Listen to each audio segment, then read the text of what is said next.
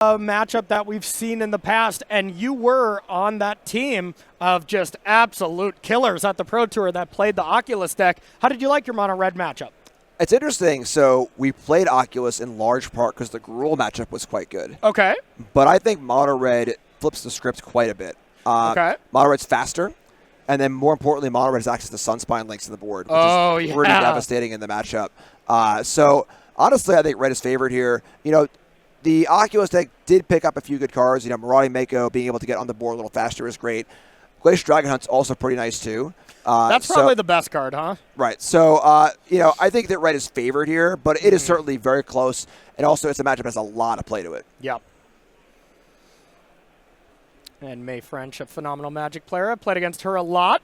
I believe she also took down that Dark Ritual as one of those really sweet secret layer events. Oh, my God. Yeah. Why isn't she on, like, a private island in Cancun or something like that? I think she flew in from the island to be here and then back to her, life of luxury after this. Right, jeez. Yeah. There is the removal spell where you get to draw some cards as well. Just really everything you want from a deck, that's trying to put a threat into your yard, and you need to deal with the early onslaught. I mean, this card's phenomenal, and the fact that you can harmonize it pretty easily with a lot of the cards in your deck just kind of really does it all. Yeah, and again, like we were saying in the intro, it helps make Mako a playable card. Yeah. Or Mako was a little short before that, and now it's enough, and having that one drop is huge. And this game has been perfectly to script for May. Being able, Lorenzo missed a one drop, perfect answer for the two drop, and a one drop of May's own. So on the board and looking excellent here. Yeah, except the bread and butter would be there's an Oculus there and the helping hands in hand, but, that's the god draw for this deck. And looking at the hand from Lorenzo there, looks like we have land number 4, Swift Spear, and a Screaming Nemesis. Screaming Nemesis in this matchup, where all the removal is damage-based, phenomenal card. Certain matchups it's going to be not as exciting, but this one, it's just great. And there is the Eye doing what it wants to be doing in the graveyard, chilling. And, that's a scary sight when your opponent only discards one. Yeah, the Nemesis is very interesting because it is hard for May to deal with. Yeah. But the Oculus deck is capable of putting out a lot of damage. Yeah, be it with just an early going over it. Yeah, so props. And also a lot of that is done in the air. Where a lot of the times the decks that have problem with Nemesis are the damage-based removal decks that are getting out on the ground, whereas Oculus, Steam Score Scholar, Props to Deck Memory can all kind of get it in the air in huge chunks of damage. So the Nemesis will be excellent if Lorenzo's on the front foot. But on the back foot, it's not going to be as good as it would be against other red-based decks. Yeah, 100%. It's not going to be a good card playing defense because there's just too much flyers from this deck. Right. So heads the turn back. Didn't even want to attack with our 3-3. Holding it back, all for defense. May recognizing that if she can just get Oculus in play, that's really going to be what it's all about. Screaming Nemesis coming down for Lorenzo. And now, do you get him with both or just one? I got to just keep attacking, I think, here. Yeah. Why double block there? So this is a big Monstrous Rage block, right? Sure. Can't get blown up by Rage here. So heads up, and then if there is no Rage, there's almost no downside to this. Yeah. You are giving Lorenzo the option to kill the Scholar instead of the 3-3, which would be, and maybe in certain scenarios Lorenzo would want to do that, but pretty unlikely to happen. Yeah, the Vigilance, if you can get Prof's Identic Memory down with it, you can get that big Vigilance threat, and it can be impactful at playing offense and defense against you, but not the biggest deal. We also didn't see Lorenzo play the Swift Spear. Do you think that's a mistake, maybe? Do you just play your things? I actually like it a lot. You do? I'm a big fan of holding back the haste creatures, denying the information to your opponent. Okay. Both players are operating on like a scale of like, okay, well, how fast is this game going? How much damage can you deal? How much damage can I deal? And by holding a haste creature, playing haste creature or burn spell, whatever, or something, you can really change the math in a way that May might not be expecting. And there's plenty of mana available too. Lorenzo has 4 lands in play, plenty to do. Deck's pretty cheap. I like it. Fair enough. We know Jim's a big fan of changing the equation then. That's exactly what you described. It's honestly like a Goblins thing from back in the day, where my friend Charles back in PTQs would always hold his pile drivers. I was like, why are you doing that? He's like, when I draw that War Chief, it's going to come out of nowhere. So that's a big thing for red aggro players to be You're aware not of. a big Goblins fan, though, right? I mean, I dabble. You dabble. Time to time? Dabble.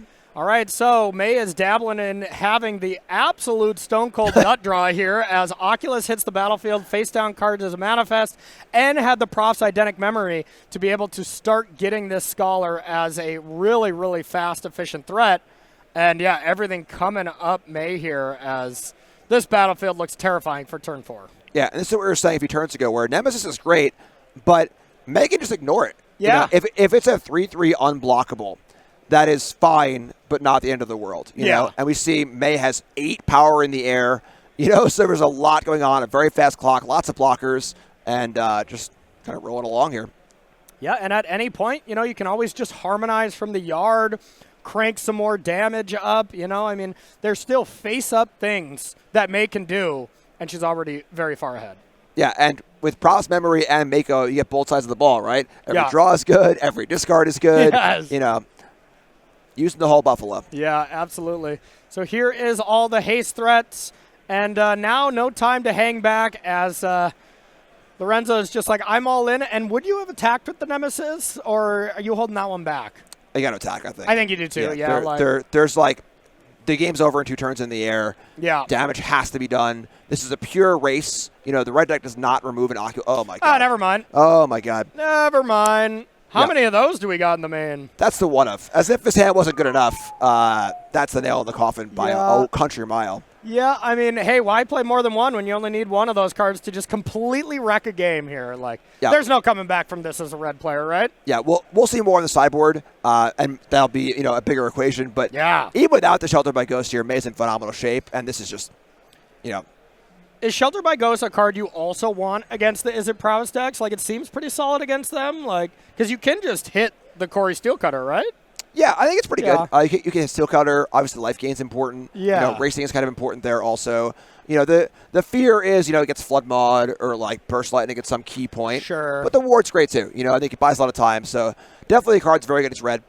And we see the old end-of-game manifest reveal. In an open deckless tournament, it's whatever. But, Part of the rules, you got to show them. Exactly. So that's May French taken out Lorenzo for game number 1.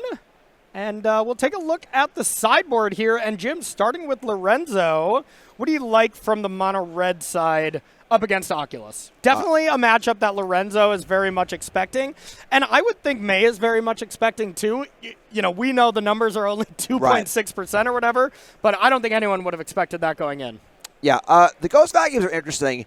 Again, open deck lists are a big deal here. Yeah. You know, having played Oculus at the Pro Tour, you know, what graveyard hate they have indicates a lot of what May is going to do here. You know, a couple graveyard hate pieces, you can shape that on Helping Hand, shape that on Oculus. And the reality is that the only real graveyard cards in this deck are Helping Hand and Oculus. There is graveyard synergy and flashback stuff. There is FOMO Delirium stuff. But, like, you can shave a few Oculus and shave a few Helping Hand and almost completely ignore graveyard hate. So the back games are still coming in. That being said, Sunspine Links is very exciting here. Almost every land is a non-basic in May's deck, although it does play to the texture of a game being very fast, you know, because we saw in that game that was a race that May won with the large flyers. So Red's got to get off to a good start and then use Sunspine as a finisher. That was the big difference between Gruul and Mono Red at the Pro Tour, where the Gruul deck didn't have that Sunspine Links or had it in much lesser numbers, kind of like Killing Blow, where, oh, you have an Oculus in play? Well, you're sorry, you're at 5, you're dead.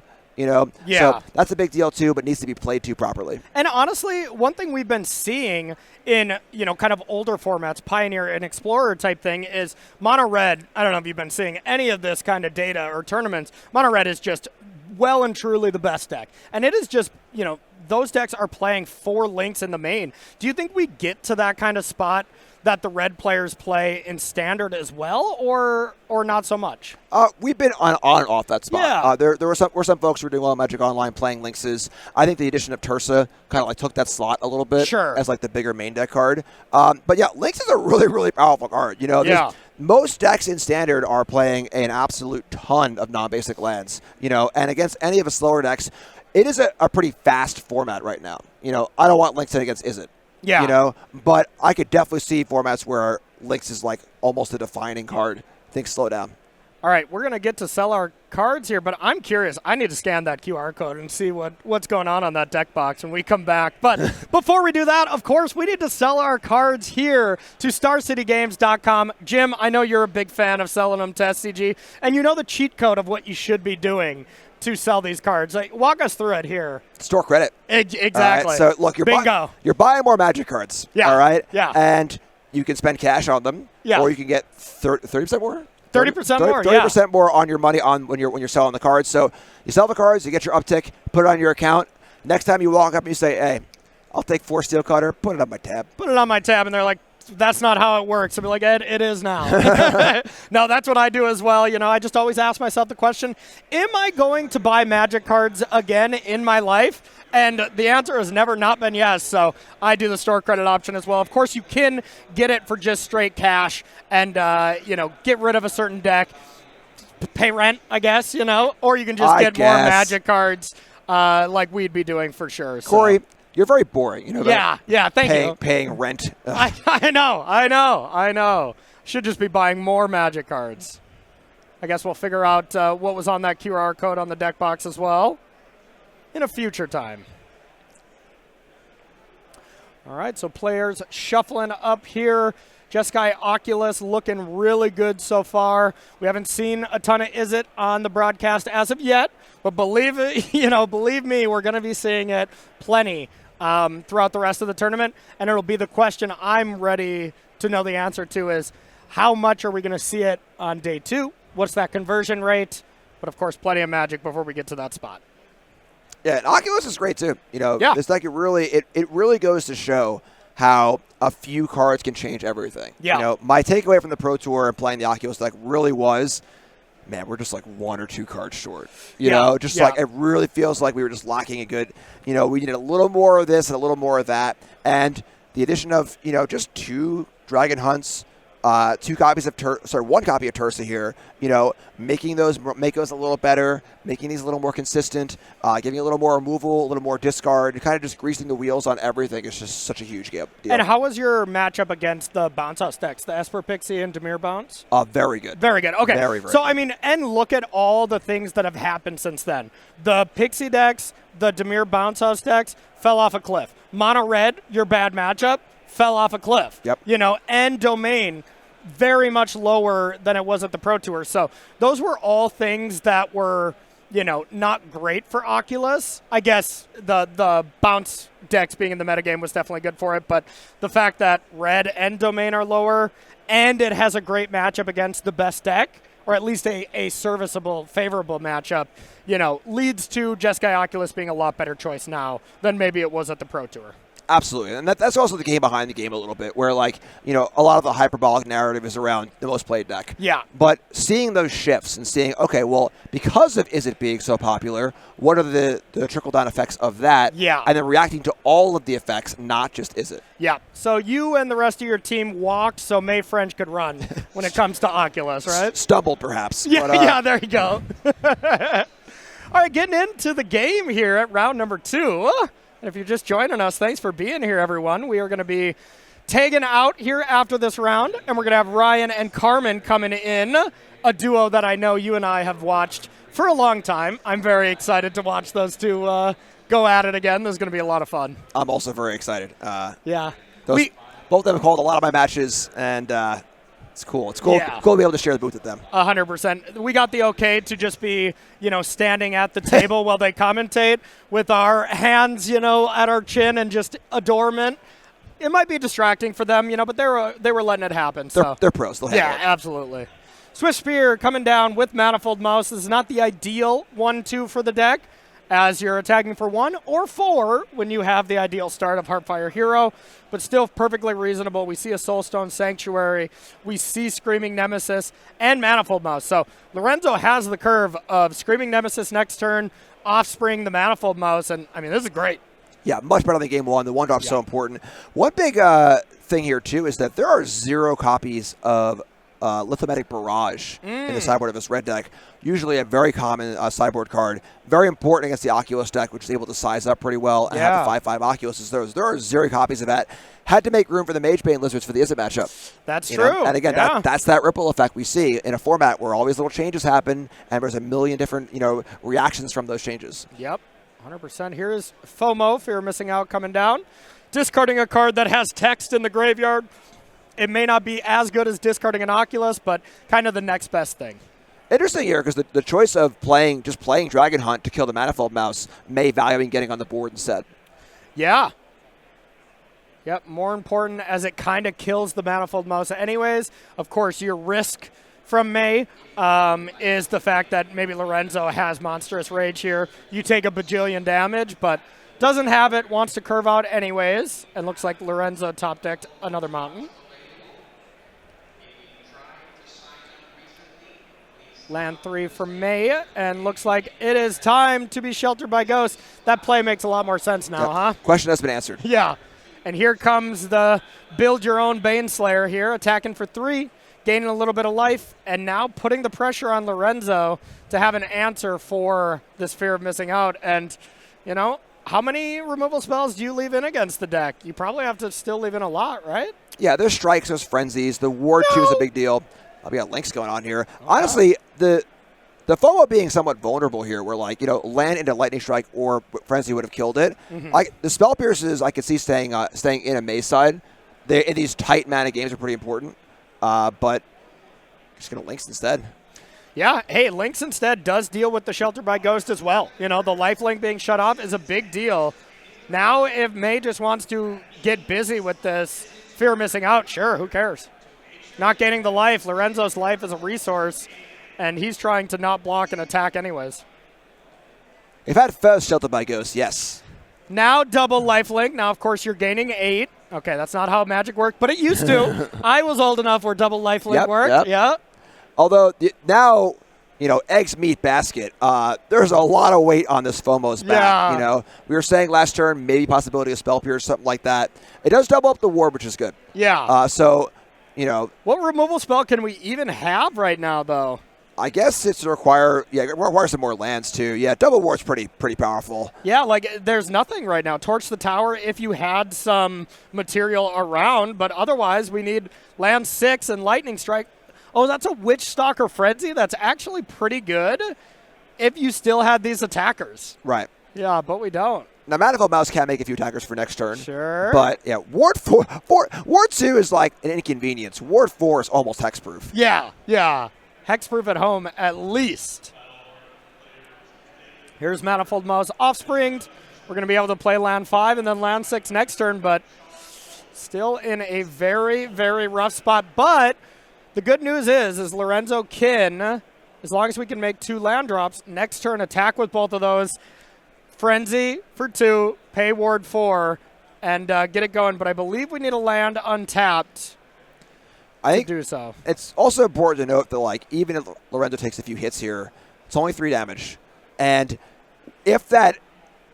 4 damage, sorry. The extra Shelter by Ghost. Yeah. But Pyroclasm is God. gross. But if it is unlocked, Lorenzo gets a Nemesis and a Lynx. Yeah. So it's a huge return. True. And the flip side of May can ever stumble upon Delirium here. Oh, God. Oh, so much damage. Oh, God. So, Monstrous Rage off the top. Frenzy can be cast for 3 mana. You can pay the ward the first time. The second ward will get you. So, at this point, I would have liked to just see that Sanctuary get locked up, get animated and attack. What else are you doing? But it almost doesn't matter here as Lorenzo is so far behind. And this is a Delirium check. Land creature to the yard, maybe? Those are probably the most 2 populous types in the entire deck, so... I guess they're all instants, right? No. Sorcery. Yeah, that is a sorcery. And Pyroclasm, yep. Cut. Also, props to the Ice Age Pyroclasm. Love it. Yeah. May has great taste.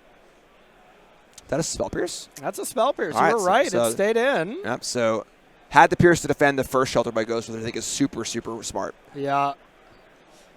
Lorenzo went to his turn, didn't animate the Soulstone.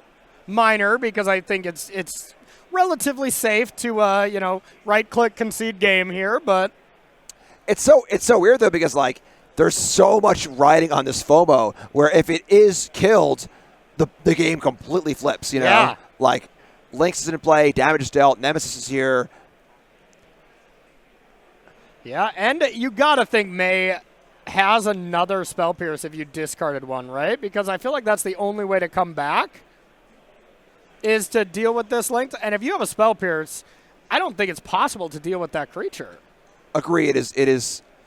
Spell Pierce does seem very, very good at the moment. Yeah. Stacking Spell Pierce with ward payments is huge. Yeah, it's borderline not fair. Yeah. Because then you have to look like, yeah, just play the ward. Be like, gotcha. You paid 2, and you paid 2. Can you pay 2? The Scholar coming down. Drawing some. Lands are going away. Still no Delirium. And didn't even get the Fear Missing Out in there to not threaten, being able to block and Monstrous Rage it. So May playing very tight here. Yeah, May's doing a really, really good job of balancing, like, the threat of this thing being killed. Yep. Had the Spell Pierce on turn 3 with the Shelter by Ghost to deal with that. Now that Ward 2 is there, cool, but keeping it out of combat, finding all the right spots. So here is the first turn that Lorenzo has had the ability to remove Fear of Missing Out. I'll put that in air quotes as well because it has the ability to happen. You can attack with your 2 creatures, pay 2, then pay the Ward 4, and actually get it done, but you have to kill your own Manifold Mouse. You have to just let it die. Plus, you have to hope May has nothing. Looks like Lorenzo is wanting to do this defensively, but for that to happen, May does have to attack with 2 creatures here. Yeah, it's a pretty heads-up play in Standard when you are playing around Frenzy by kind of keeping your attackers down. Yeah. It's always like frustrating on the Frenzy side, but you're like, I guess you can do that. I guess you can attack with only 2 creatures. That's rude. Yeah. How dare you make the correct line? All right, school's in session. The Scholar here is ready to do some detective work. And now, do we get Delirium? Still not. Pretty impressive. I mean, the shields are down, though, now tapped out. Yeah, but if you attack here, you're tapped out. You can Frenzy a non-attacking creature. Yeah, this is horrifying. Yeah, because it looks like Lorenzo is going to go down to 2 here. 2 is not 0. And now going to go down to 1 because of the land. But can, Lorenzo threaten lethal on the crackback maybe? It's still pretty tough, don't get me wrong, but it's possible. Yeah, I'm really surprised by this. I mean, it may seem like she was playing so, conservatively and protection-wise around the last, 4 or 5 turns. This time, just going for shields down. And really, really scary, unlocking for Lorenzo. Yeah, and we'll see. The 1 card was already Monstrous Rage in hand. If that's another one, for instance, we could be really, really hitting something serious. But with that land, you kind of have to play it. Target your Heartfire hero, attack all, let May hopefully make bad blocks. That's where my head would be at. Yeah, I don't think there's really 16 here I don't think in there is any either. Reasonable way. I think if that draws had been a Lightning Strike, Manifold Mouse or Manifold something. Mouse, Yeah. another Rage. So Lorenzo managed to open a window for himself, Yep. So now this math should be pretty easy because Monstrous Rage is the card that deals the most damage here. I guessed Burst Lightning you can factor into as that could be an option. So if May can do the math where she beats Burst Lightning and Monstrous Rage, she's of course going to do it, and it should be trivial from here. And yeah, if you block the Lynx, you block the 2 Scholars to the Sanctuary. The most damage would be Monstrous Rage on the Lynx, I imagine. That's 8, takes 6. Nemesis makes 9. Heartfire Hero would be 11, and yeah, I think we're looking at least a few points short here. The May has to go through all the possible combo draws. So there are 2 cards in hand. Assume one has to be Rage, or the game's not even in question. How does 2 Rage look? There's only 1 card, yeah. Oh, sorry, what card? Yeah, there's only 1. So only has to play around 1. Okay, yeah. sure. Gets a lot easier when that's the case. Yeah, sure. All right, and that will do it. May French takes it down to advance to 2-0 here with Jeskai Oculus